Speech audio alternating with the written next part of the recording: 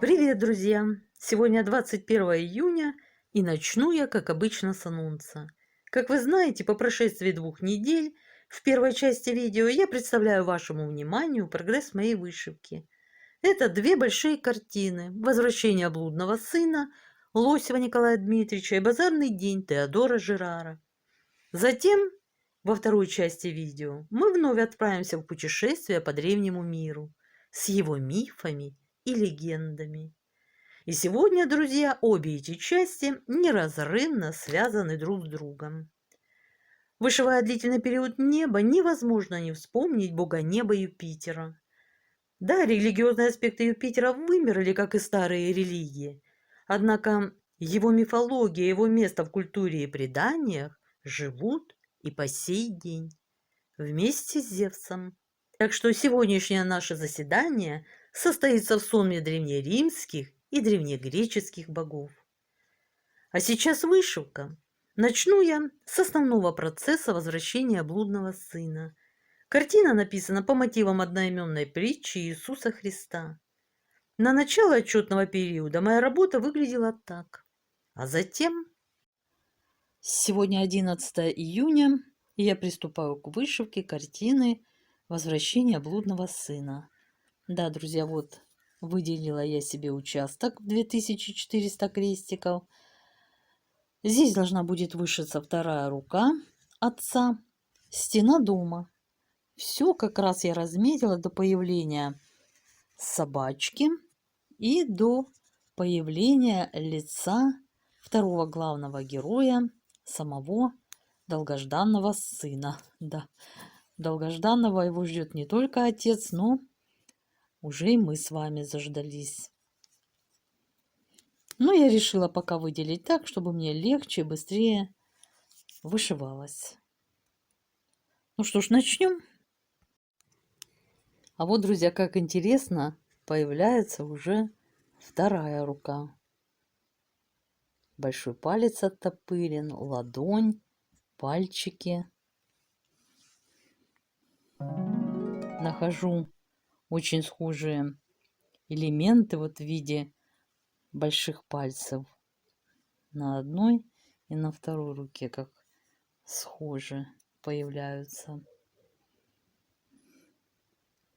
Но не будем задерживаться надолго, идем дальше. Итак, мы пришли к рукам. Вышиты обе руки. Правда, глядя на этот эпизод картины, создается впечатление, что отец показывает, какого размера рыба была им поймана на медне. Постой, постой. Что он тогда про рыбу-то говорил? Рыбу я ловлю, говорит, в проруби. Рыбу я ловил. Где какую рыбу? Вот такую. И если серьезно, друзья, потрясающе получились руки. Одна, вторая, ладошка, какая настоящая, пальчики. Каждый фаланг, все понятно, просматривается, видно. Очень нравится, очень. Ладонь какая естественная получилась. Не просто пятно неразборчивое телесного цвета, а все достаточно ясно и понятно. Вот так. А сейчас давайте быстренько вышьем стену дома. Вышили стену дома. Вот из таких мощных блоков она состоит. Как мы видим, сюда достают солнечные лучи, а здесь, видимо, тень падает от отца. Друзья, руки — это просто не отвести глаз, как показались. Ну вот живая ладонь, рука, и все. Мне кажется, он сейчас зашевелит пальчиками. Замечательно получилось. Так, ну что, начнем вышивать сына. Да, друзья, так вышло, что площадь, которую я обозначила для вышивки, на этот раз получилась более масштабная, чем обычно. Обычно я беру по 2500 крестиков в участок. Ну, а здесь получается 3600. Вот так замахнулась я. Ну, давайте посмотрим, что же я буду вышивать. Вот он, сын, наш голубчик. Здесь его на схеме хорошо видно. Частично уже кое-где он вышит. Да, сейчас будем его направлять на путь истины, возвращать к отцу, поможем ему. И давайте посмотрим, насколько сложным в вышивке будет этот участок. Я вышиваю обычно, как вы поняли, от меньшего к большему, поэтому, как всегда, в начале вышивки нас приветствуют единички. Вот они. Ну, здесь их единичек не так усыпано, как предыдущий участок у нас был. Ну, двушечки, конечно, двушек достаточно. Трешек.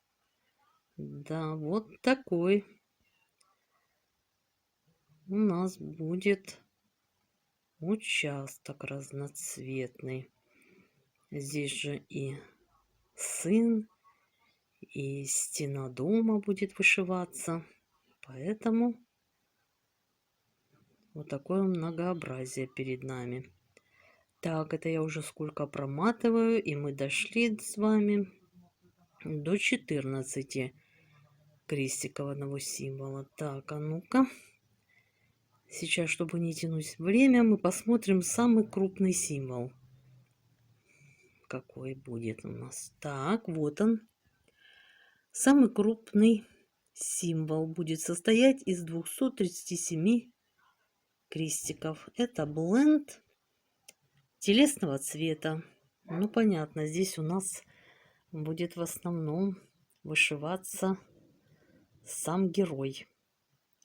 Немного одежды, вот она у нас виднеется. Немного стены дома вышьем. Ну и основное это, конечно, персонаж. Начнем вышивку. Хочу зафиксировать появление главного персонажа, сына, на канве. Как видите, у нас уже появился контур. Уже хорошо видно, кто перед нами и что ждет нас дальше. Глаз, бровь видно, вот нос, губы, подбородок, шея. Все замечательно просматривается. И все хорошо, понятно видно. И на схеме он все еще хорошо виден. Конечно, еще далеко не все зачеркнуто. И вот таким образом вышивается главный герой. Да, это мы с вами уже дошли до 10 крестиков одного символа. Вот такое они имеют расположение. Сейчас я их вышью. Так, контур расширяется у нашего сына. Уже даже просматривается его печальный взгляд, опущенный долу.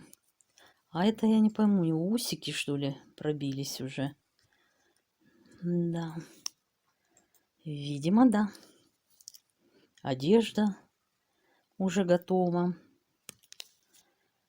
Ну что ж, вышиваем дальше. А вот и сын. Правда, пока только в виде бюста. Но даже на таком неполном варианте главного героя уже хорошо просматриваются все его анатомические особенности. Перед нами хорошо сложенный молодой человек. Мужчина хоть куда, в полном расцвете сил. Смуглый брюнет с волнующими волосами. Волнистыми волосами, с пепельно-пыльным отливом.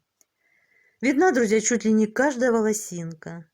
На фоне образовавшейся небритости и значительно пробившихся усов на лице мы видим печаль горести и раскаяния. Прямо первый раз со мной такое. Не перестает меня радовать скрупулезность проработки схемы. Абсолютно читабельно, если можно так сказать, о вышивке. такие элементы, как ушная раковина, ключица, предплечье, область грудной клетки и шеи.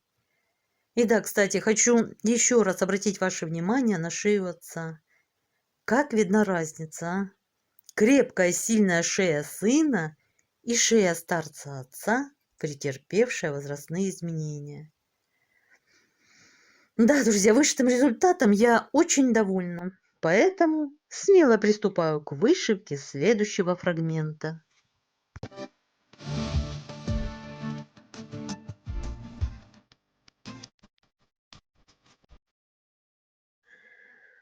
Так, обозначила поле деятельности в 2000 крестиков. И вышиваться будет пес, друг человека. А вот насколько он сложный, мы сейчас узнаем. Так, персонаж этот довольно многоцветен. Светло-серыми оттенками нити будет вышиваться стена, небольшой верхний левый угол, а все остальные цвета составят окрас нашего четвероногого друга. Вот такое многообразие символов, и самый крупный символ будет содержать 145 крестиков. Ну что, начнем? Закончили. Перед нами благополучно появился фрагмент собаки. Уже виден ее правый глаз и правое ухо. Мне нравятся такие собаки. Правда, не могу сказать, какая это порода. Возможно, кто-то из вас знает. Напишите, пожалуйста, в комментарий. Мне будет очень интересно знать. И хоть собака еще не полностью вышита, зато, глядя на нее, мы можем уже представить, как она от радости от встречи со своим хозяином кричит нечеловеческим голосом. Как же эта собака может кричать нечеловеческим голосом? А ты что, хочешь, чтобы она закричала человеческим голосом? Друзья, вышивался этот эпизод нормально. Местами сложно, местами плавно и быстро. Все было ожидаемо и преодолимо. И прежде чем перейти к следующему процессу, я, конечно же, озвучу результат в цифрах. Вышито уже 63,5% картины. В крестиках это составляет 137 670. За 2 недели мне удалось вышить 7900 крестиков. И нам осталось всего лишь 79 130. По основному процессу все. Теперь перейдем к дополнительному. Рабочее название картины «Базарный день», «Разгрузочный день». Да-да, это из-за легкости, с которой вышивается небесная высь. 8 июня, и взял свое начало новый отчетный период. И решила я начать его с работы «Базарный день». А? Небо как вышивается, а, друзья? Сейчас покажу, какими сплоченными группами это все происходит. Да, вот такими, друзья, всю дорогу. Это, кстати, предпоследний символ на данном участке. Нам останется вот вверху незаполненные клеточки. И все. И порядок. И, наконец, вот так выглядит прощальный аккорд данного участка вышивки в виде вот такой вот группищи, я бы даже сказала, крестиков. Да. Готов еще один небесный фрагмент. И, конечно, столько времени быть связанной с небесами одной нитью невозможно было, как я сказала уже выше, не вспомнить древнеримского бога неба Юпитера. Да, друзья, видимо, навеял наш вышитый уже голубчик Меркурий. Тоже древнеримский, бог торговли, общения, красноречия, путешествий и удачи. Сын бога неба Юпитера. Но прежде чем перейти ко второй части видео, друзья, я озвучу результат в цифрах. Вышито уже 7,27% картины. В крестиках это составляет 25 205. За 3 дня мне удалось вышить 2775 крестиков. И впереди еще нас ждет 321 245 всего лишь. Итак, друзья, достижения обозначены, результаты продемонстрированы. За 14 дней в общей сложности мне удалось вышить 10 675 крестиков. Да, хотелось бы больше, не спорю, но как получилось. Впечатления озвучены. Вот мы и подошли с вами ко второй части видео. Сразу хочу поблагодарить вас за просмотр, подписку, лайк и комментарий. Этим вы меня поддерживаете и вдохновляете на следующие выпуски. Итак, друзья, настраиваемся на нужный лад и отправляемся в путешествие по древнему миру. Когда римляне прибыли в Грецию, они отчасти переняли для себя религиозные верования этой культуры.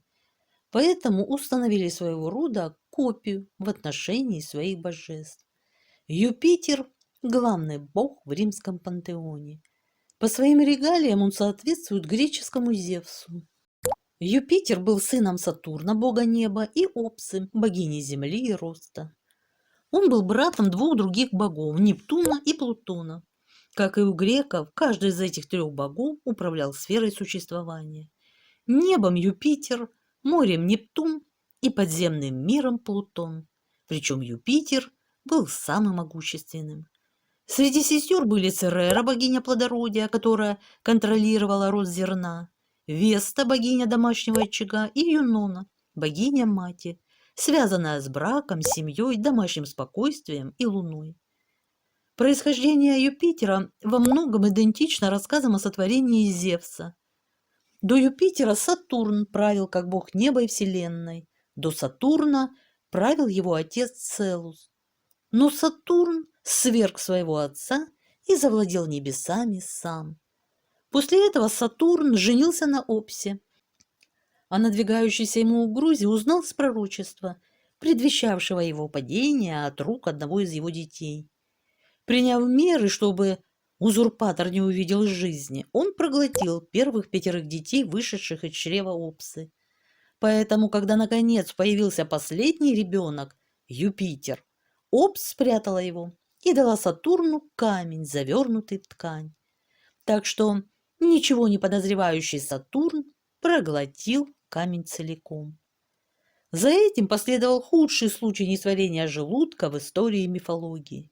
Не в силах переварить камень, Сатурн изрыгнул его вместе с 5 детьми, которых он проглотил – Церерой, Юноной, Нептуном, Плутоном и Вестой.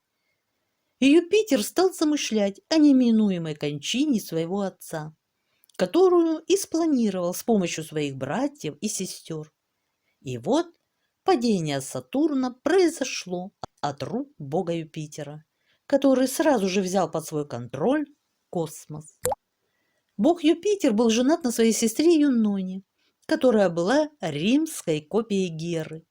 Среди его детей были Марс, бог войны, сыгравший важную роль в основании Рима, и Беллона, богиня войны. Среди других детей были Вулкан, бог огня, металлообработки и ковки, и Ювентус, юная богиня, которая наблюдала за переходом от детства к зрелости и ассоциировалась с энергией и омоложением. Хотя в римском корпусе мифов отсутствовали рассказы о супружеских раздорах, которые так часто определяли отношения Зевса и Геры, было ясно, что Юпитер изменял Юноне. У него было невероятное количество любовниц, и каждая связь заканчивалась рождением потомства. Вместе с Майей, богиней земли и плодородия, которая, возможно, дала свое имя римскому месяцу май, у Юпитера был Меркурий, бог торговли, купцов, мореплавания и путешествий. Геркулес был рожден от дочери микенского царя Алкемны. Вместе с Дионой он породил Венеру, богиню любви и полового влечения, хотя в других историях она появлялась из морской пены, как греческая Афродита. Со своей сестрой Церерой бог Юпитер сделал Прозерпину важной культовой фигурой, связанной с циклами упадка и возрождения, как Персефона была у греков. Минос, впоследствии легендарный правитель Крита, был рожден, по греческой легенде о похищении Европы, от связи Зевса Юпитера с Европой. Гораздо позже бог Юпитер окажется в том же положении, что его отец Сатурн.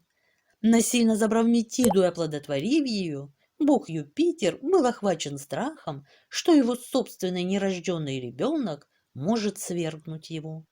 Чтобы избежать этой участи, Юпитер проглотил Метиду вместе с ее нерожденным ребенком.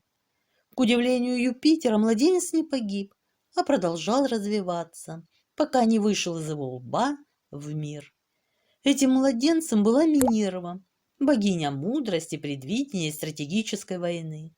Со временем эта богиня стала частью правящей капиталистской триады. Юпитеру поклонялись, его боготворили и любили. При всей любвеобильности и романах на стороне, Юпитера почитали и в качестве бога любящих сердец. На свадьбах молодожены клялись именно Юпитером быть верными друг другу. Римляне считали, что Юпитер сверху видит все, что происходит на земле, карает преступников и тех, кто не держит слова. Недаром клятва «клянусь Юпитером» была самой серьезной, и ее никто не смел нарушить. Римляне считали, что он правил всем мировым порядком. Они пришли к выводу, что успех их Средиземноморской империи можно объяснить их уникальной преданностью этому богу. Как бог неба, Юпитер повелевал молниями, громом и бурями. Также и Зевс использовал молнии в качестве оружия. Поскольку молния была главным атрибутом Юпитера, то место, в которое она ударяла, считалось для древних римлян священным. Когда на земле шел дождь, то римляне были убеждены, что это сам Юпитер дает земле влагу для роста хорошего урожая. В соответствии с его ролью царя богов, бог Юпитер обычно изображался сидящим на троне и держащим королевский скипетр или посох. Юпитер, как высший бог Вселенной, повелевал и знал абсолютно все. Поэтому именно к нему обращались, чтобы получить предзнаменование. Ни одно важное дело не начиналось без ауспиций. Гадания по поведению, крику и полету птиц. Это были гадания на государственном уровне, и проводились они высшими жрецами Юпитера. Поскольку орел был священным животным Юпитера, римляне считали, что поведение птицы выражает его волю. Приметы, угадываемые по поведению орлов, считались наиболее показательными.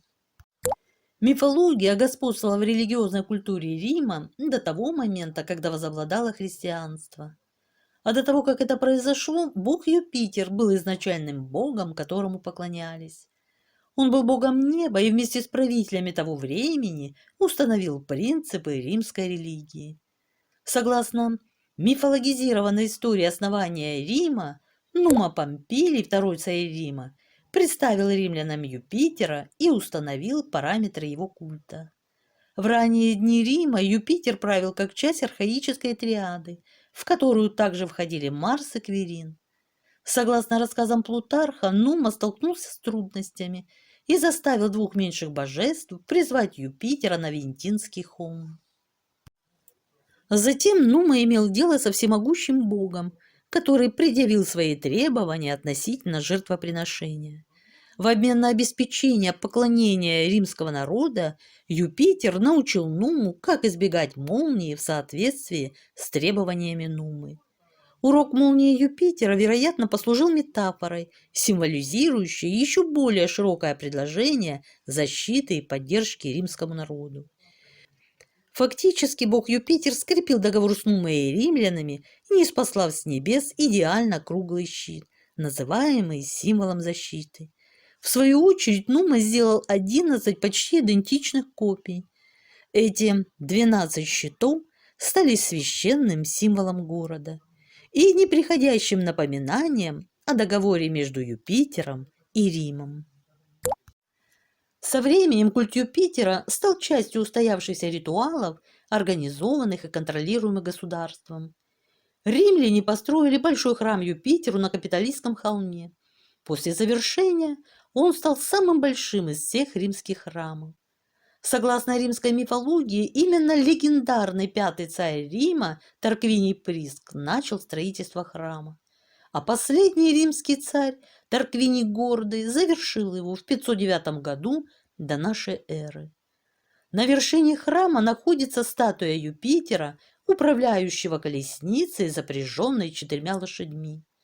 Статуя Юпитера, окрашенная в красный цвет во время празднования, и каменный алтарь под названием «Камень Юпитера», где приносящие клятву приносили свои священные обеты, находились в храме. Храм Юпитера служил местом жертвоприношения, где римляне приносили жертвенных животных могущественному богу. Это были бык, ягненок, даримые каждый год в мартовские иды, и коза или кастрированный козел, которого дарили в январские иды. Иды – это дни полнолуния, приходящиеся на середину месяца. Для надзора за этими подношениями римляне создали целую церковную должность верховного жреца Юпитера Фламина. Эта должность была настолько благоговейной, что только аристократам-патрициям разрешалось занимать ее. Простолюдины или низкородные были запрещены. Фламинами в начале своей карьеры были Юлий Цезарь и Нерон.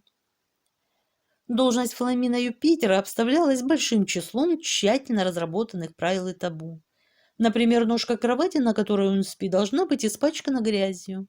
Он не мог выходить из дому с непокрытой головой, ездить верхом, касаться живых козлов, сырого мяса, плюща и тому подобное. Для фламинов существовал специальный головной убор, называемый вершина. Это небольшая шапочка из коры оливкового дерева. Она являлась своеобразным идентификатором фламина, так как право ношения шапочки в Древнем Риме имели исключительно жрецы фламины. Со временем государство перенаправило народный религиозный энтузиазм от старых богов к обожествленным римским императорам. К тому времени, когда первые императоры приняли христианство в IV веке нашей эры, мифология Юпитера и римский пантеон полностью потеряли популярность. До наших дней дошло крылатое выражение: что позволено Юпитеру, не позволено быку. Оно упоминается в ситуациях, когда что-то разрешено одному человеку и при этом считается совершенно недопустимым для всех остальных. Иногда так говорят, чтобы подчеркнуть свой более высокий статус по отношению к другому человеку. А истинный смысл фразы скрыт в греческой мифологии. Зевс, он же Юпитер, превратился в роскошного быка, когда задумал похищение прекрасной Европы. Он околдовал красавицу, заставив влюбиться быка, похитил и соблазнил ее. Здесь подчеркивается разница между божественным прекрасным существом и обычным животным. То есть то, что возможно Богу, не подвластно смертным. А каковы же различия и сходства между богами? Зевс и Юпитер – самые известные боги Древней Греции и Древнего Рима. Зевс был царем Олимпа, где его областью контроля над человеческим населением были небеса, а его символом была мощная золотая молния. Бог Юпитер был лидером и правителем всех богов и людей в Древнем Риме. Он также был владыкой неба, и его символом также была мощная молния. История происхождения, взятия власти и их генеалогия очень схожи. Так, оба свергли своих родителей ради взятия верховной власти, спасли своих братьев и распределили между ними различные места для проживания в мистическом мире. А также схожи различные рассказы о их многочисленных любовных связях и потомстве. Однако сходство между этими двумя богами из двух древних цивилизаций на этом заканчивается. Зевс был верховным богом, который обладал различными человеческими качествами, такими как эмоции любви, ревности и презрения. Его считали непостоянным и часто изображали беспечным и легко поддающимся влиянию, особенно со стороны женщин-богов, которые использовали на нем свои чары. Вместо этого Юпитер в Древнем Риме изображался стоическим лидером, полностью лишенным эмоций. как и большинство богов в Древнем Риме. И его метод правления часто сравнивали с методом организованного зала заседаний с некоторыми советниками. Однако окончательное решение всегда оставалось за Юпитером. В то время как Зевс считался непостоянным и беспечным, Юпитер изображался расчетливым и целеустремленным. В целом Зевс и Юпитер один и тот же бог, контролирующий одно и то же царство, только через две разные цивилизации. Древние греки существовали до римлян, поэтому можно утверждать, что Юпитер – это втягивание Зевса с тонкими отличиями, отражающими изменения, происходящие в обществе. В то время как греки видели в богах людей, наделенных особыми способностями и бессмертием, римляне видели в своих богах моральные оплоты и недостижимые идеальные формы. Таким образом, во времена греков мифы о богах включали ошибочные суждения и атрибуты ревности и мести. Однако для римлян боги были совершенны, поэтому они вряд ли допускали ошибки, поскольку были хорошо аргументированы. В средствах массовой информации и поп-культуры Зевсу отдавалось гораздо большее предпочтение, чем Юпитеру. Это соответствует более широкому культурному предпочтению греческих божеств римским.